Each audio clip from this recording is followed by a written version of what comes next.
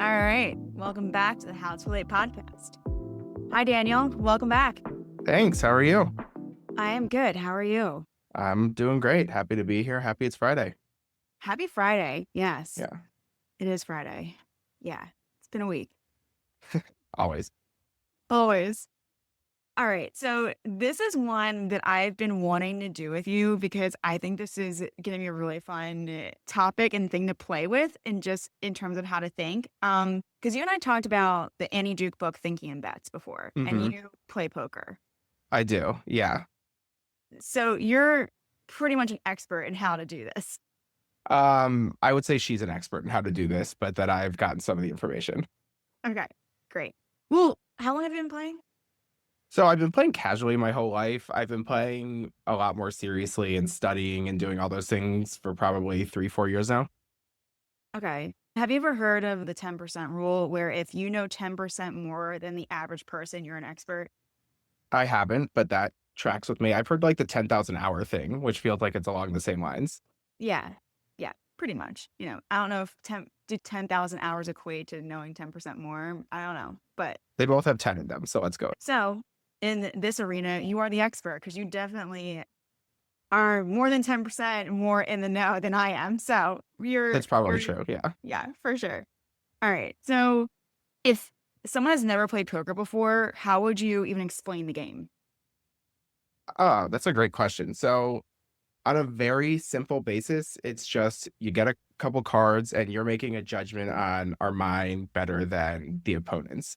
And so the goal isn't always I have to win every hand, I have to do everything I can quickly. It's just a lot of risk mitigation and then taking the opportunities that come up.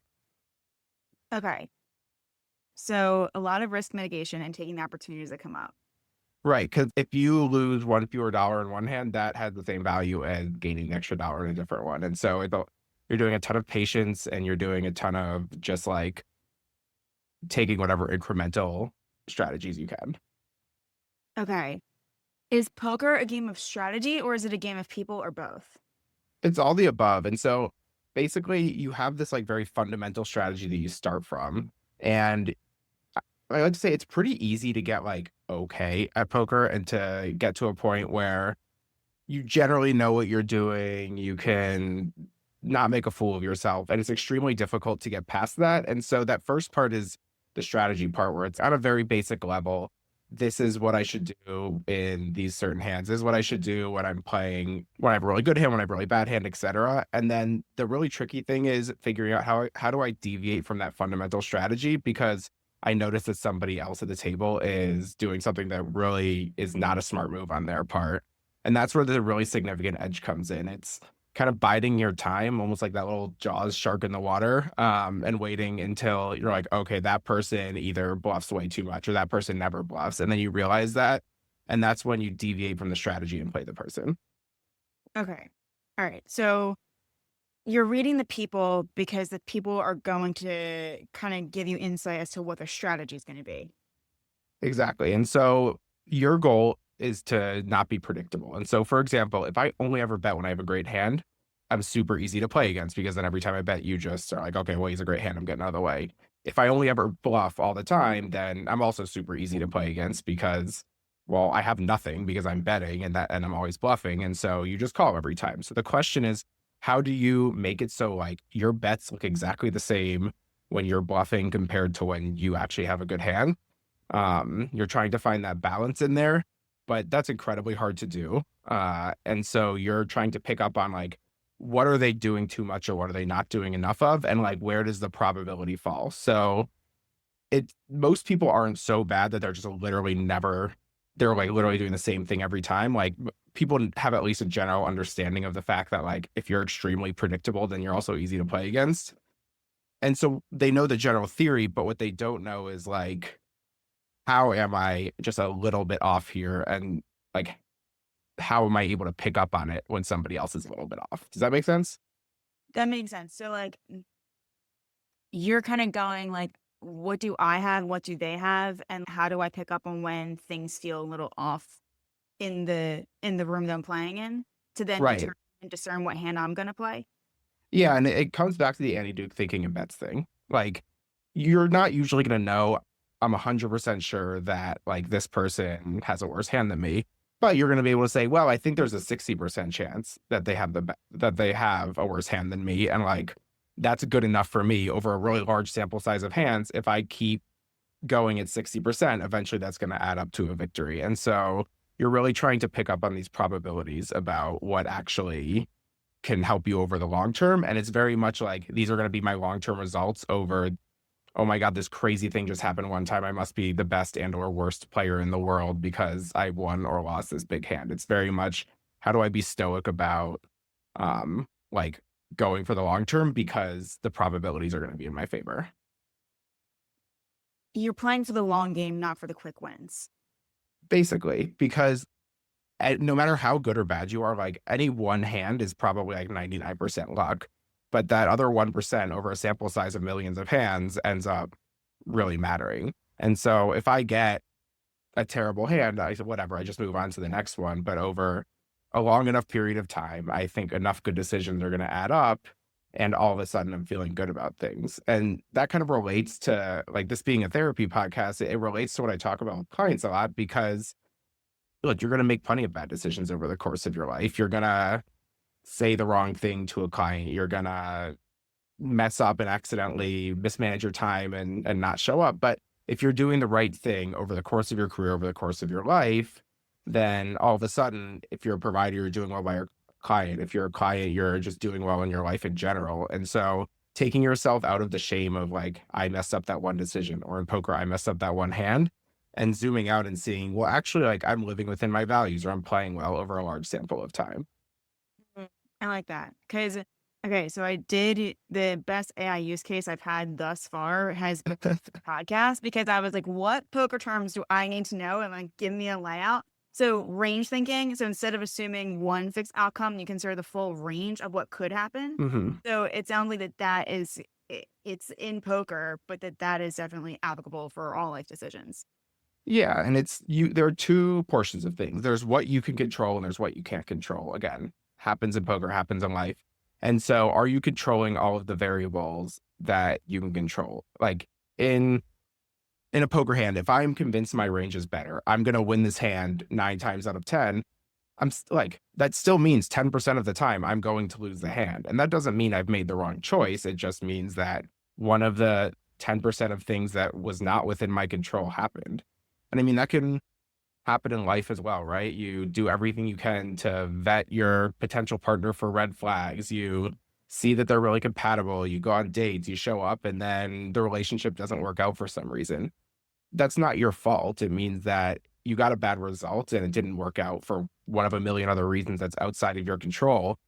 But you can take a step back and see, like, of course, you're going to be sad. You're going to be unhappy about it. But like, I controlled what I can control. And like, I can take that thought process. I can learn from this and I can just continue on to my next partner, to my next decision, whatever it is. Sure. Because I see that in like taking that example, I see the thinking process a lot of times going in two ways. One being like I'm completely blaming myself and like what did I miss? How did I get here? Why did I make Hmm. those choices? Like I should know better. And the other side being like they're the ones that suck. They're terrible. Nothing was in my control and it was all on them, right? So it's like the and there's the range in that. And I'm sure they Hmm. all oscillate between the two, but like kind of thinking like that is the mental frameworks that often show up in that example. Yeah. And to your point, whether you're saying either it's all my fault or it's all their fault, the answer's like, usually neither of those are correct. It's almost always, well, actually, there were probably some things you could have controlled that you could have done better. There are probably some things that happen that are not at all your fault or outside of your control.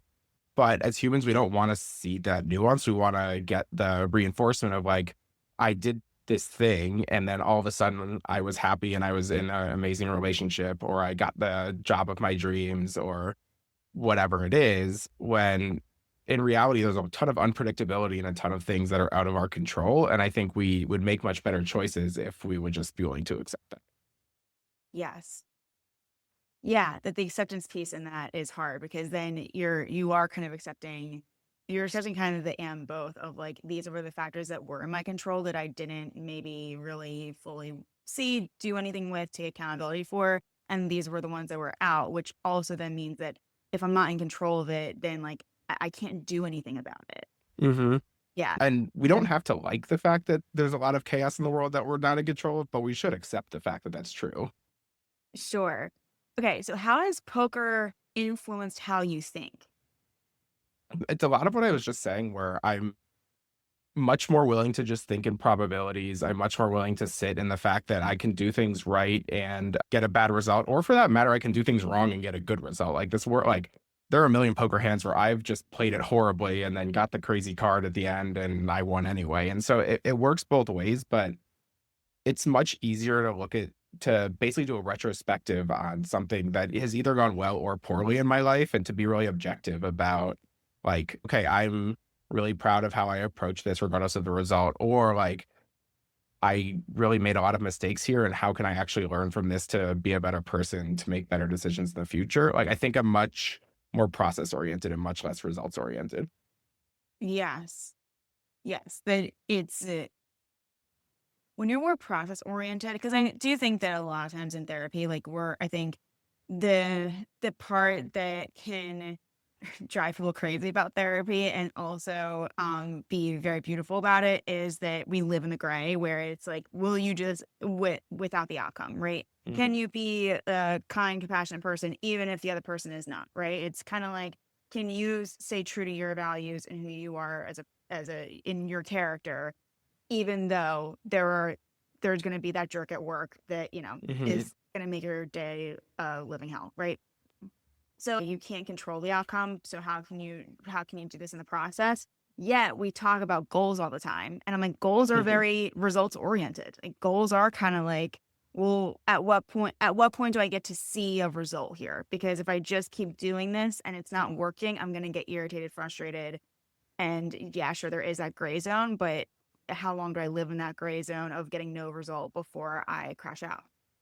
Well, and there's a lot of no, that's a great point, and there's a lot of short-term, long-term versus this as well. Like, a lot of this, well, the result might not be good, is when we're talking about really short-term types of things. Like, on any given decision you make, yeah, that can go well or poorly, but if you're constantly over a really long period of time getting bad results, either you're doing something wrong or you're just, like, the most unfathomably unlucky person in the world, and that might be true. Like, you might just be it like again, we live in a world that is inherently unequal in a lot of ways. Privilege plays a huge part in it. So you could have a ton of systemic factors working against you. And so, like, I don't want to discount that, but like for people where that's not true and where you are in a situation where it can be reasonably expected that you're able to succeed, if over a long period of time you're not succeeding, there probably is something wrong with your process. Yeah, that you have to audit at some point or some way to say, like, what is happening here? Yeah, because we can go too far, right? Where like something bad happens and we're like, oh well, I had a good process that wasn't like in my control, but like it also might have been. So you need to really be willing to be honest with yourself and say, like, oh yeah, in this relationship, I overlooked a million red flags, and then all of a sudden I got cheated on. When that's like, well, okay, like that might be on you to some degree. Not that I'm excuse like saying people deserve to be cheated on or anything, but like the tricky part here is if you're gonna be process oriented, you need to be pretty honest with yourself when there is a breakdown in your process, because you're really the only one that's gonna judge that. Or it's a good use case for therapy where you could say, "Hey, this is what I did. Like, can we talk through this and see, like, if I actually am thinking about this the right way, or am I just blaming things on luck when I actually had some issue with my process here?" Right, because even in the process, you're making choices. And if it's choosing to ignore said red flags and keep going, that still is a choice. That Mhm. it doesn't excuse behavior, but it is like if we're just going, you're solely reflecting and disregarding other people around you and their behavior, then it's like, what is it that was your process and the choices you made in your process that might Yeah.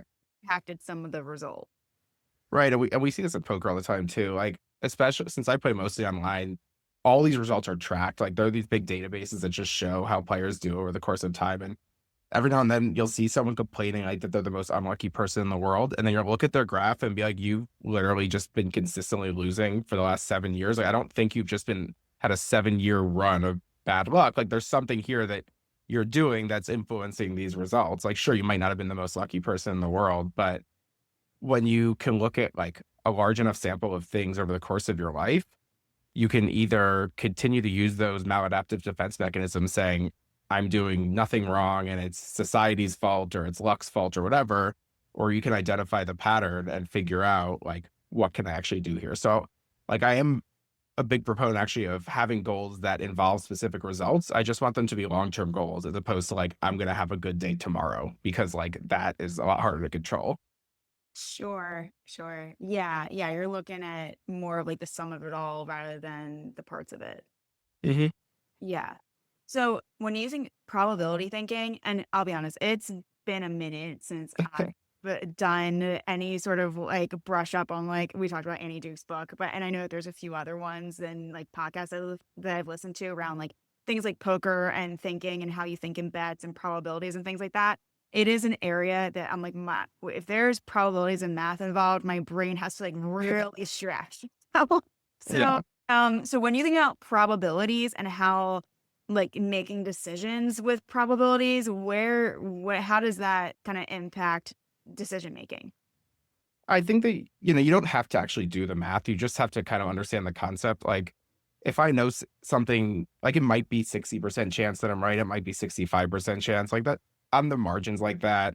Yeah, there are people that are much better at math than me that are probably getting a slight edge over me because they're actually doing that. But in general, it's just about putting yourself in favorable positions to be successful, right? And this can come back to super basic lifestyle things of getting good night's sleep and stuff like that is going to be you're going to be more likely to be successful professionally than if you're going getting drunk until 4 in the morning every night and then going to work. And I just realized how preachy that sounds as I said it, but like, I mean, ultimately it's just examples of if you put yourself in good positions over time, you make good decisions over time, then like you just give yourself a better chance for things to work out for you, even if it's not guaranteed.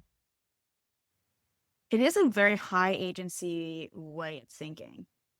Yeah, and that's why I wanted to mention the thing about, like, there's privilege or systemic factors because, like, that's where, in my opinion, this breaks down a lot, is that we're saying you're gonna make these decisions and over a large sample size, you'll do well, and that's true in a vacuum, and also that's not the world we live in, and so there's a degree of nuance here to say, like, there genuinely are people that are playing on a much easier playing field than others, and, Mm. we need to acknowledge that.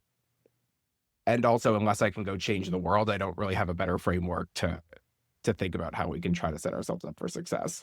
Right. So if we're thinking just kind of like individualistically and maybe because it like you're saying like everyone's going to have their factors that either increase or decrease odds of being in their favor Mhm, whatever they're doing in life.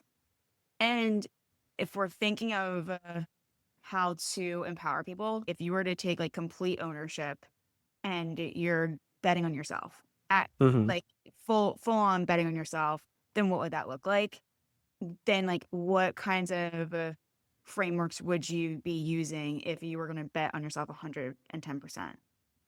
Well, I'd say you shouldn't bet on yourself because there's a community aspect to this, right? Like, even among my poker community, I have friends there. I have people who we get together, we support each other. Like, it's kind of funny how it's this little ecosystem of people, like, because you think when you sit down at the table, it's just you, and it's kind of funny because it's a small enough community that I'll sit down at games and be playing against some of my best friends in the world, and we'll be trying aggressively to take each other's money as much as we can, and then you step away from the table and there's no love lost, like, it's all good, and we'll study theory, we'll go over hands and talk about what we could have done better. It's individualistic in the exact moment, but I actually think, like, in poker, in life, whatever, having a community around you is incredibly important. Like, you need to have people that you can talk things through, that can support you. It's very easy for me to say on a podcast, if something goes wrong, it's not going to phase me and I'm just going to look at the process. Like, that's not really true. Like, I still get upset if things go poorly. I just think that those are some of the things I can say to myself to try to get through it and to process it is like going back over how did I do? How do I do better next time, etc. But like, we still are humans who need community and need support. Sure. And how is it having your competitors is also the community?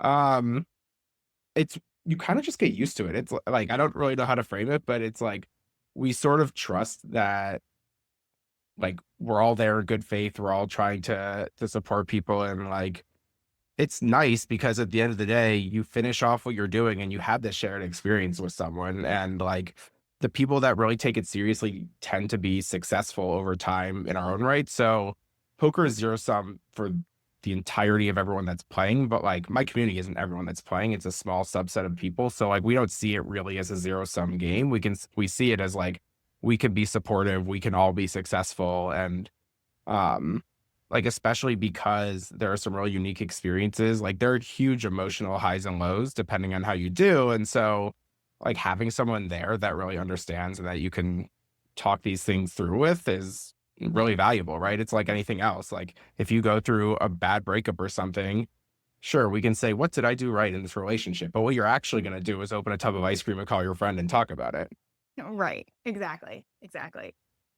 This reminds me actually a few things. It sounds like the competitors are your mentors because you're all reading and checking in on what you're all doing, right? So it's Mhm, like we all want to get better together. And even if there's going to be someone who wins per game, but that it is like, okay, so even in that, was it luck? Was it skill? Was it strategy? Was mhm, it theory behind it? That you're kind of then doing like a whole imagining, not maybe not every hand, but you're doing this post mortem of what worked, what didn't work, what could have gone better mhm. to then be able to go into the next one to say like, all right, how can I apply what I learned last time with the same group of people?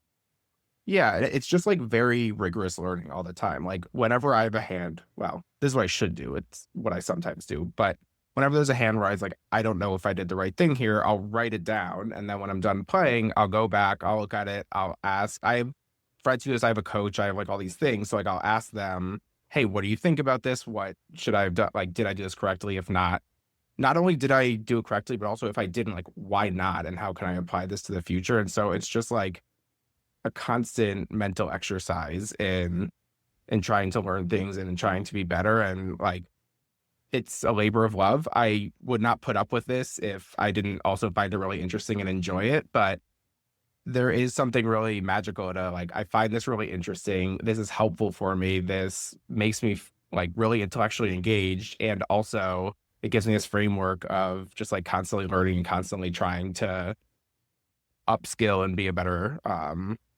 player. Like I think this can be applied again to life in a lot of ways, and that there's you can learn something from whatever you do, and you're only going to bother doing that if you're actually passionate about it, if you're actually interested in it. But I hope is that everyone has something in their life that's sort of my equivalent of poker, where they find it really engaging and they um, can just like really sink their teeth into it. Yeah, absolutely. Yeah, I hope that too. Because even after you and I have talked about this a couple of times, this sounds fun. It sounds like just a fun way of having activity of thinking, of just stretching some of these skills and interactively learning something new. Yeah, and there's a whole metagame here too. Like there was a tournament the other day where I was sitting in there, I was pretty deep and I was doing well. And then I looked at like all the screen names, and one of the other people sitting at the table was literally my coach. And so there's not only like he's obviously better than me, which is why I hire him as a coach, but there's also not like I want to play well because there's a tournament I want to do well, but also there's this almost insecure little kid thing of like, if I mess up, not only did I mess up, but like this person who I spend a lot of time with, who I really respect, whose respect I want, like will see me mess up. And then like the ironic thing is the way that resolved is I made a huge mistake in a hand against him and then got an incredibly lucky card and knocked him out. And so I'm like sitting there the rest of the tournament thinking like, next time I see him, like, I'm definitely getting crap for this and everything, and so there's this, like, funny little metagame of, like, not only do I wanna make the right play, but, like, I need the social proof that I'm not a dummy who doesn't know what I'm doing. Yeah, that's funny. Yeah, I got an e I by the time I finished the tournament, I already had an email, like, waiting in my inbox, from him, but He sent it right then and there. Like, how? he's like, "This guy" like, he was just joking around, but he's like, "This Yeah, guy." sure, sure. Like all in good fun. Yeah. Okay. So in this like called variance, the natural swings and outcome that have nothing to do with decision quality. It sounds like that is an example of this. That there is going to be a variance where there's a swing and outcome that might not have much to do with the decision because it is the luck of the card.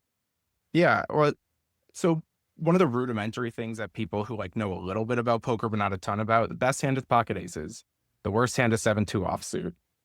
Like, I'm not like, I don't want to put you on the spot, but I'm totally going to put you on the spot. What Do it. percentage of the time do you think pocket aces beats 7-2 offsuit? Wait, you said best hand is pocket of aces, right? Best hand is two aces, worst hand is 7-2 offsuit. And then you have like the five community cards. So let's say from the start of the hand, I have pocket aces, you have 7-2. What percentage of the time are my aces going to win? 100%. So the aces, because there's still more cards to come. So the aces are going to win Yeah. 82% of the time, which means like this is the worst case scenario you can be in at the start of a hand, and you still win 18% of the time. And so, like, when your best case scenario is 82%, you learn pretty quickly that 18% chances happen a lot more than you want them to happen. And you need to learn to accept that. Okay. So here's how like helpful is it? I'm imagining that there's a way more like kind of like probability and statistics around this, around like, this is like the best hand and this is how like this wins Mhm. 82% of the time. How helpful is that to have in the back of your head of like 82% of the time this is gonna win, but I'm might and let's say I don't have that hand and I'm in for the 18%. It's helpful to know, like, on a high level, but when you have 82% and you lose, like, I don't really care what the math says. I'm just kind of annoyed. Like, there's no amount of logic at some point that can tell me, oh, yeah, you should feel fine about this. Right, right. Okay. That makes sense. Yeah. So, I mean, again, there's a lot of, I'm very aware that I should be able to say, well, I made the right play and be happy. And that works sometimes. It doesn't work others to make me feel better. Sure. Sure. Yeah, I would be annoyed too when it's like I was teed up for this win and then I didn't win, and it's like, well, there's that. Yeah, I had a friend who said the most intimidating thing he can see when he's playing, like in this, if you're playing live and you actually see the human and their reaction, is someone that gets like unfathomably unlucky and just like doesn't care and just sits there and plays the next hand and doesn't, because that's a sign of like, oh my God, this person plays at high enough levels, plays like so often that he's just gotten to a point where he's completely unfazed about it. Just mood apathetic about every loss. Yeah, like when someone's raging and furious, like it's awkward, but I'm like, okay, at least they're a human. I get this. Otherwise, it's just like I'm playing against this dude who's always going to make the right decision and is probably an amazing player and just like understands things implicitly and has a completely even keel. Like that's terrifying. Yeah. Yeah. Okay, because the tilt, playing emotionally after a Mhm. bad beat, making irrational decisions, that's something that people can easily be like, yeah, once you are emotional, you're not gonna make the most logical decisions. And that's one of the most applicable to life things here as well. Like, your boss yells at you at work, so then you go on tilt, to use a poker term, and Yeah.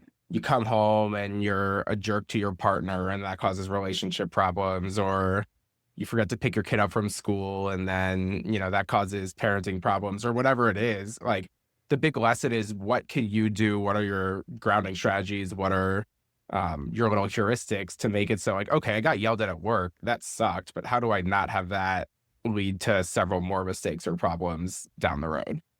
Right. Right. Yeah, that it's like you don't want to displace your emotions. Yeah, exactly. Like, if I had had a bad day at work, I could have come on here and then just started giving nonsense answers or doing something like that, when whatever happened at work, like, wouldn't have been your fault. It's just completely misplacing any of the anger, and it's making more mistakes than you need to make. So it's kind of like, whatever happens, you can feel sad, but let's stop the bleeding. Right, right. That's true. That's a good way of putting it. Yeah. All right. Because another topic, when I think about, thinking about business, how does poker apply to business decisions?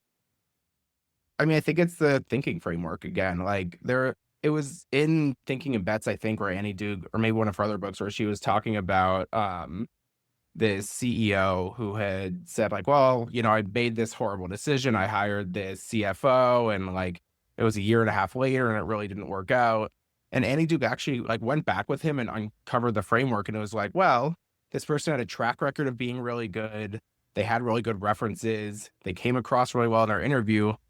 You actually didn't make a mistake there. You just got a bad outcome. Like, it's unfortunate that it didn't work out. And so, can we at least see that so it doesn't hurt your confidence when you're hiring the next CFO and you don't make some sort of overcorrection and start devaluing your process that actually was a good process. Or, I think people, like people that are making business decisions do this all the time of like, I can't guarantee that opening a therapy practice in North Carolina is going to be successful. However, I've looked at the market. I've, looked at my niche and my client base. I've considered what insurance reimbursement rates are there. Like, I have this good process, and I'm gonna be confident that like this is going to lead to me making a good decision here. And I'm gonna accept the fact that, yeah, there's still 18% or whatever it is that even a good decision doesn't turn out well. Sure, sure. Yeah. Yeah, because it's like, um, to kind of give this as an example, so you open up a therapy practice, let's say in Raleigh, North Carolina, and you're like, well, there's all these other therapists around here who are charging between, if the actual statistical average, I think is 148 or 150. So let's say, that's what they're charging. I'll charge the average. I can easily do this to open up my therapy practice, right? But like to get to, let's say, Amazon, or to get Mhm, to, let's say, like, one of the, Google, right? It's like there's only one of those, but I can say that mhm. it's been done. But what's the probability of getting there? And it looks a lot smaller, but it's possible.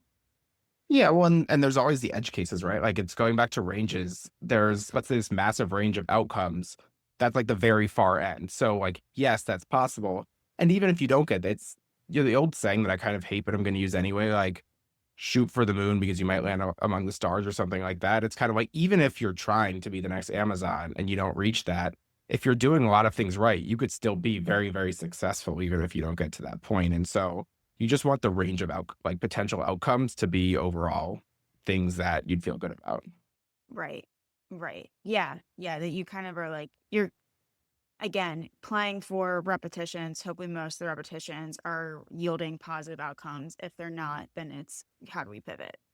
Yeah, like to use the dorky math term, like is the expected value positive here? Like, sure, you might not do well, but like if overall you're putting yourself in a position to succeed, like that's what you can control. I feel like a broken record with that one, but it's true. I mean, time and time again, right? Because and I think okay, so take another topic, dating. I mean, like Hmm. people are like jaded on apps, but apps and app data is a thing, right? Like, I mean, granted, this was Hinge's former CEO saying this, so we'll take that for what it is. But like, they're like, oh yeah, 1 in 10 marriages are happening on Hinge, right? And then you hear people who are using Hinge, and they're like, I'm getting no good matches. So this statistic that I'm being told is that, let's say, 10% of marriages are happening because of Hinge. And I'm trying to play to be part of that 10%, but I feel like I'm more the 90% of people who are on here jaded and tired and don't want to get carpal tunnel from swiping anymore. Well, and that's also fair. Like I understand that, but yeah, 10% is a really high number for any one thing, but that still means 9 in 10 people are finding their partners elsewhere. But I mean, what I would say is just like do all of the above. Like you can do Hinge, you can go to speed dating events, you can do this is gonna show that I've, been married a while and I'm out of touch with the dating world, but like you can do all of the things and then like maybe Hinge will do it, maybe it'll be something else, but like why not just do the things that put you in a position where you at least have the opportunity to find what you're looking for? Sure. Yeah. Yeah. It's like putting yourself in the arenas and where it can at least happen. Hmm. Yeah, like and again, I totally get that people would say, I'm tired of it. It's a rat race. Like, I need to take a break. Like, do what you got to do for your mental health. But, like, in a theoretical world where the only thing you cared about was finding a partner as soon as possible, then yeah, you'd want to be doing that because it's increasing your odds. So, right, right. Yeah, that if you're looking at this one sole factor, then it looks like the odds are not in your favor. But if you look at the factors as a whole, then it's like, well, what factors like can I add in to make the overall picture look like they're more in my favor? Yeah, like you got a 10% shot on Hinge, you got a 1% chance from just going to a bar on a Friday night and potentially meeting someone. You have a 15% chance from asking all your friends if they know somebody who might be a good match for you, right? Like there are a million different things, but like we don't have to just say this is the one best one, so I'm gonna roll with it. Like we may as well just give yourself whatever chance you can. Right. Right. Yeah. Yeah. It's like, okay, so if we're using probabilities in this context, like if there was a client who was coming to you and they were like, this is how I'm feeling, this is what I'm experiencing, like I'm just so tired and this is what I've tried, and I've tried asking friends, and I try, and I feel like I'm not getting any results, right?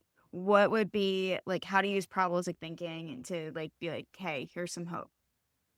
I think you have to look at who the individual actually is. Like this is like a big part here is I think certain people are going to be more successful at online dating than others. And that could be for a million different reasons. It could be because they set up a more engaging profile. It could be because they're in a geographic area that has more potential matches. It could be a lot of different things. But if you are someone who is really able to be charming over text and you have a friend who, with an amazing camera who can take really flattering pictures of you and you have all the things, then we should probably say like, well, yeah, something like online dating might play to your advantage. But if those things aren't true, or if you're someone who just does really well in big groups of people, then maybe you say like, okay, for you, maybe you go to meetups, maybe you try to join like one of those social kickball leagues or something to meet people that way. And so it's not that like this is inherently going to give you the best probability to do things. It's like what is actually congruent with who you are as a person and like because what might work for you to find someone could be different than what works for me. And like neither of us are wrong. We're just different people. Right, right. Like I think about like my friend who met her husband and she is Jewish and she had a Jewish friend who was like, this guy goes to my synagogue, you should meet him. Like Hmm. it's like there's a very specific context in which like to meet like my person, this is a very like niche thing. So but if I'm looking for someone who's in my same religion, I'm gonna go here because 100% of the people or 99.9% of the people are gonna be in alignment with how I want to live. Yeah. With that, this isn't even that related, but basically my Jewish grandmother was like trying to get me to do all of those things. Or like, so she lived in New York when I lived in DC and would call me being like, met this cute person that you might be into. And so something like that, low probability, but maybe you just add it to the pile of what you're trying to do. Right, exactly, exactly. Yeah, yeah, it's so true. It's like, all right, you're like, yeah, like your grandmom is increasing your odds in some way. It might not be yielding a result, but it's increasing the odds You'd to a think so, degree. but it also decreases my confidence when it's like my grandma feels like she needs to set me up with someone. This is where I've sunk into, and so it's a bit of a double edged sword. That is true. That is true. Yeah, no, I totally get that. I know. I know. My mom will do the same thing. She'll be like, somebody around here, and I'm like, good thing I live in Raleigh and not Philadelphia. Thank you. Yeah, let's start a long distance relationship with someone I've never met and met through my mom. Right, right. Like, cool, cool. Yeah, no. Okay. So another place I feel like I hear people being really defeated by probabilities is job market. And Hmm. look, we are in the chapter of what is 2026 right now, which I know is a little bit of a shit show. So understandably, the vibes of the economy, if you were listening to this in the future, the vibes of the economy right now are shit. So Yeah, it's not great. no one's happy. But I do know, but that doesn't change that I know of a lot of people who are looking for jobs or looking to make a transition or going like, hey, we've had a bunch of layoffs. I don't feel stable in my company. And where do I go to look when I feel like that there aren't opportunities out there?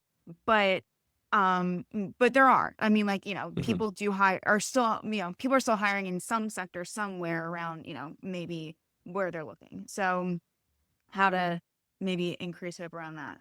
Yeah, I mean, I think like this is a tough one because I really feel stuck in terms of how to give people advice in this job market.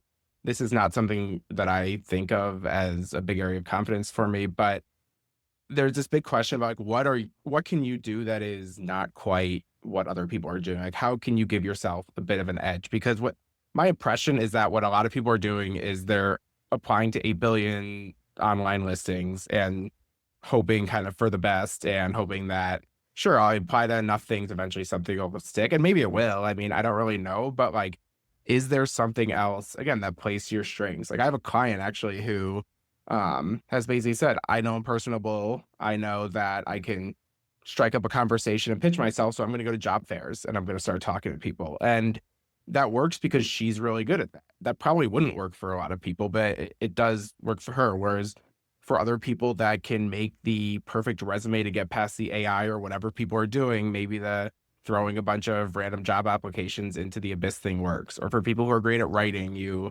start a blog and you try to network that way, right? Like it could be so many different things. Like I got a job once through a event called yoga and networking. I had never done yoga in my life, but I was like, whatever, I'm desperate. Like, let's go do it. And so that like, can you put yourself out there, show that you're willing to try new things? You can laugh at yourself a little bit and, be in this like lower pressure environment. So like, I don't have a playbook for how someone should go find a job. That's way out of my scope, but there's probably little hidden edges in a lot of these things that most people aren't doing. And so the question is like, what are you doing that's playing to your strengths that other people aren't doing? I like the hidden edges idea around this because it does feel like where can you get creative? And I'm wondering even if this kind of applies to poker even of like what's my hidden edge that maybe like other people wouldn't think right now is a hidden edge for me. There's so many things. So there's so much strategy talk out there in poker at this point that the question becomes less like what's the optimal strategy, and it's more like what else that's not strategy related are you doing that other people aren't doing? For example, are you tilting less than other people so your emotions aren't getting the best of you?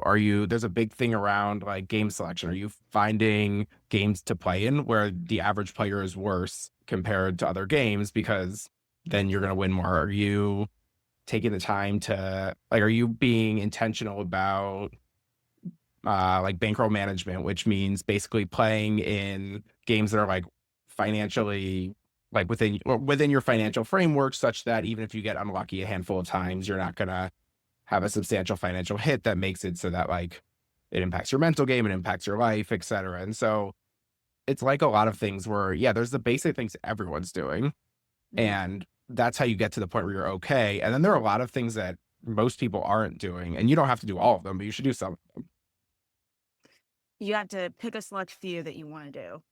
Right. Like, what are you like, and what are your personal strengths? Because like, so my thing that I'm fairly good at in poker is like I very rarely tilt really badly and then just like completely go off the rails. I might get upset and instead of playing my A game, I'll play my B game, but I rarely end up playing my D game.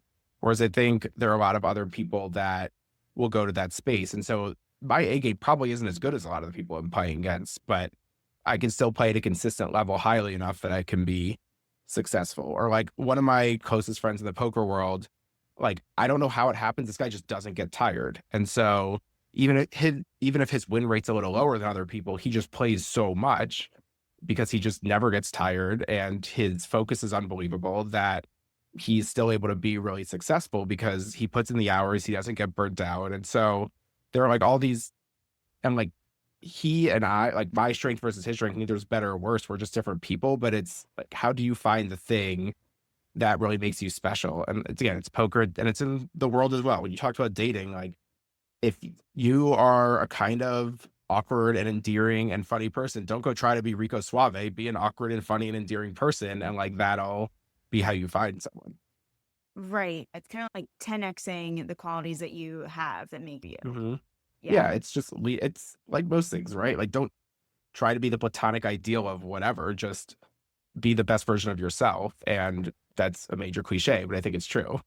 Right. Right. Cause I think that, gosh, we grew up with this idea about being like a well-rounded person. And I Hmm. remember when you're applying to college, it was, did you play sports? Were you in an art? Were you, that everyone was trying Hmm. to play the well-rounded game. But like some people were amazing track athletes and that was their life, and some people were Hmm. it was, I'm going all in on this thing. So I think that especially us in millennial land grew up with the idea of like, well, you have to be so well rounded and good at so many things that way people will accept you or that colleges will accept you. Hmm. But really it was people will Colleges, accept man. you. I know, Yeah. right? They're the worst. But really it was kind of like, well, that's how people accept you. So then it was kind of like, oh, I'm not good at that. I'm good at this. I'm not good at this. And I'm just going to focus on the thing I'm not good at, get really, really down on myself for not being good at it, that I even forget about what I am good at. Because I'm just so Hmm. focused on this thing over here that I'm not. And it's like, if you're only good at like three things and you're not good at 100, you're going to get more results by focusing on the three things. Yeah, and also you're not going to be good at everything. So why are we trying to fit a square peg into a round hole? And we see this with Right. therapy marketing all the time. Like you see those profiles on Psychology Today that list every single niche in the world. Yeah. like, there's just no therapist that's good at treating all of those conditions. And somewhat counterintuitively, if you want to really market yourself and grow a successful practice, you want to figure out what's your niche. What are you actually like really good at? Like, if you're really good at working with high conflict couples, don't say you work with everything. Say you're an amazing therapist for high conflict couples and have a caseload full of high conflict couples. Right. And please do that because then I don't have to work with high conflict couples. But um like, I think you're much better off, like, developing that niche and really develop like, there's that whole jack of all trades, master of none. Well, be a master at something, like, be great at your niche and figure out how that's going to, like, lead you to success, and you'll probably be more passionate about that too, and that'll stave off burnout, and it just really snowballs in a positive direction. So true. I know. It's like, I hate to say, have you ever, I did not read it. It was way too long, but did you ever hear the book called Range? Range, I don't think so. David Epstein, I think it was. Hmm, He wrote this book that it was like we pressure, and it was sort of saying the opposite point. But I think what he was really trying to say is that we pressure people to specialize in something too quickly. That it was you need to get a range of things because where your sweet spot might be is a Venn diagram of two strengths. That the Venn hmm, diagram might be like, let's say you're like, I'll take like Sam Harris as an example because he's a neuroscientist and meditator, and when he first started out, those two things didn't coexist in the same space, right? You weren't finding neuroscientists going to meditation classes or vice versa. So it's like, what are the two things that make you uniquely you, and how do you hone in on that? So it's like but the idea was that if you don't have a range of things, then the idea that you're just one thing might actually put you at a disadvantage. hmm. But if you're A plus D, then that might put you as an advantage. Yeah, I like that. Like, and there's a balance here. You don't want to say I can treat every single condition, but to my point earlier, if your Yeah. strength is high conflict couples and someone comes to you and is like a couple who doesn't have that much conflict but can still use good communication strategies, I'm not saying go turn that potential Right. client away, but you do need to figure out like how am I like what do I enjoy? What's my sweet spot? And I think finding a couple of things like that that really can combine to give you to make you unique and to make you feel like, you're really contributing. I think that's really positive.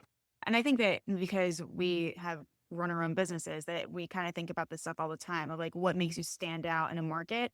And it might be that you're in an area where you're saturated. I mean, given that we're therapists, saturated with Yeah. therapists. So then let's say that there's like 100 of you doing EMDR. And it's like, okay, so then what makes me stand out from the rest of the EMDR therapists? Mhm. It's like, well, I do EMDR and I do you know, outdoor therapy and I do whatever, right? So it's like you're kind of having, and I work with teens, like there's a unique qualifier to that. But I think that anyone can do that, where it's like, I'm into reading and philosophy and I'm into salsa dancing. I'm into this, Mhm. I'm into that. What are the things that make you unique to you that if you were to market that to somebody, they would go, I don't hear that every day. And maybe not, it's Yeah. not that I don't hear that ever. It's just that I don't hear that every day.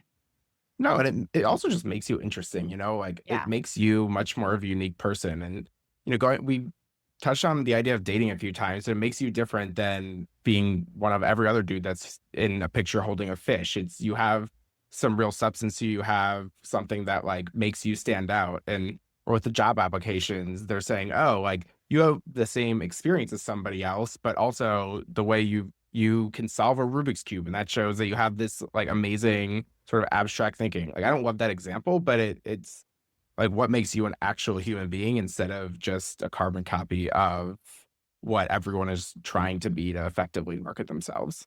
Yeah, it's a little bit of like, who do you want me to be versus like, how am I Mhm. best for this? And so there, and it's finding that, especially when you're looking for a job, it's that finding that Venn diagram. When you're looking for a partner, it's not that Venn diagram Yeah, for a job. that's It's, funny.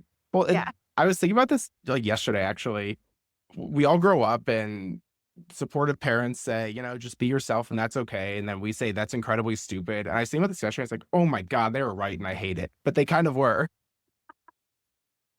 it is true. I feel like the words of wisdom are at some point you're going to get tired of trying to fit in. So just be yourself and stop trying so hard. And that does make sense because at some point you do get tired of it. And then you're like, all right, I'm going to stop trying that. It's too exhausting.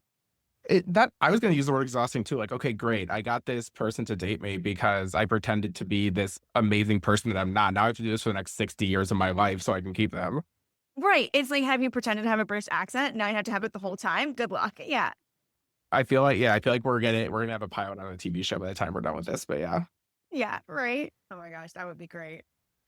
Uh, okay. So, any other things that we need to cover in terms of like applying poker concepts to everyday life decisions? I don't think so. I think we covered it, and I attempted to draw the line. I'm not going too much into the weeds, and I fear that that's where I would get to if I kept going on about this. I like the weeds. So, can we go into the weeds real quick? We can do it a little bit. I think going into the weeds here is that like it's this microcosm of what a lot of other things are. And so it's like, how can you both look out for yourself, but also find someone who's supportive? And how can you find your people? How can we lean on others? It's a fierce meritocracy that also is kind of unfair at times, and where putting in a ton of effort really does matter and also doesn't guarantee you success. And it's somewhere where you should find your own style. There's some people that say, I'm just going to be the strategically best person possible. There are other people that are going to say, I'm not going to be as good at strategy as you, but I'm going to be able to figure out like how to deviate from a fundamental strategy way more. And so it's being yourself and it's being independent. So like I sort of had this idea of writing like some long essay about how poker explains the world, which I'm probably not going to do, but I think there are a lot of ways in which it can just teach us a lot of things about how to think and how the world works. And I think most people's hobbies can do that. Like, I think if you look at whatever other people are passionate in, they're the same ways. It teaches you how to think. It teaches you how to relate to other people. It teaches you kind of like how to find your own place in the world. I love that. I think you should write the essay. I may at some point when I have a little more time and motivation.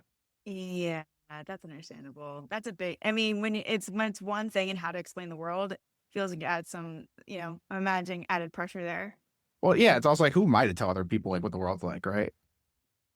I like the title because it at least puts like, here's the one thing that explains a lot of things. I think that it kind of does. Like if you were to funnel all this down into how to make decisions, that it's like, how do I use both probability and a unique skill set and reading the room and in terms of, or reading what's happening to make informed decisions. And I mean, the quality of your decisions does kind of determine quality of your life. So Hmm.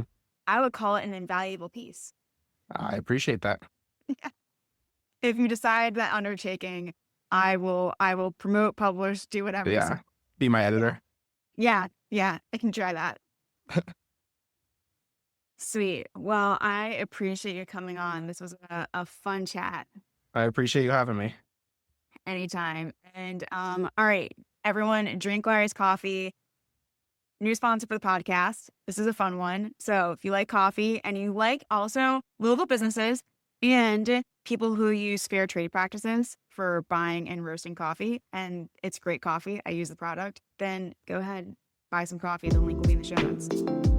And until next time, everyone, stay connected.